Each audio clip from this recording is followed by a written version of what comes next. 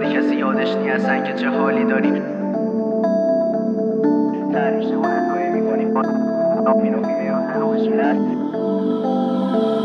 تنها تو شب با یه پاکت ترتش میخوای بکنی این حواس و پرتش. فکر به 100 تا داستان داری کسی یادش نی اصلا که چه حالی داری. تر میشه گونه توی میکنی پاک میخوای تنها باشی یا با یه موزیک لایت صبح کنی این شبیو که توی سیاهی یا پرم مغزتو گرفته این فکرای بلند. بگذریم ما که تشواخ دادیم خدا رو شکر کردیم گفتیم رفیق که داریم. رفیق کجا با این رفاقت و کجا تش فهمیدیم که سهل اونم نداریم. زمون خراب و علافی بس تو این پارکو دود کردی نخ یه رو باید همه از دنیا بریم بیخی دنیاشو میگذره چه خوب چه تلخ.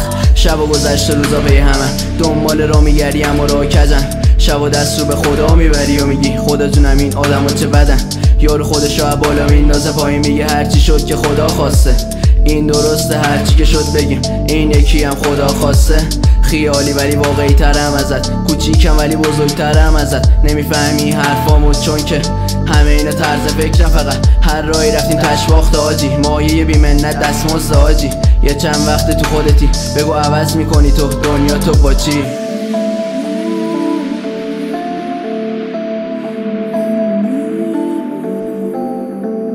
همه اینا طرز فکرم فقط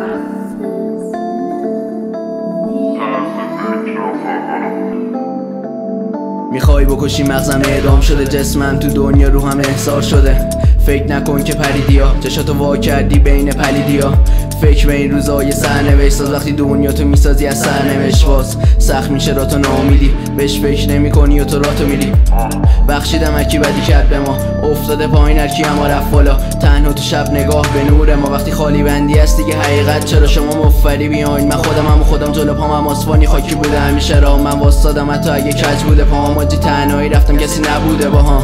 به او کجاست اون رفیق نامرد به او کجاست همون که گفت تا تهش باهاتم همونی که صبحمون با هم شب میشد و تنهاش نذاشتم تو هر بند و گل. من رفتم ولی قلبم رو برد تنها شدم تو این شهرهای بزرگ. سختی کشیدم ولی هنوز سر پا هستم من حتی به کوچه های شهر من وابستم. میگه نمیبخشم بگو منو چی ها من که پیر شدم توی این روزای سیاه. هر بدی که دیدم از خوبیام بوده حتی نمک دستم هم زیادی بوده. ما که تو راه رفاقت جایی رو ندیدیم داشتی امیدوارم به جایی برسی که لایقش باشی. من توی این راه دیگه سردم حتی دوست داشتنم دیگه توبه کردم.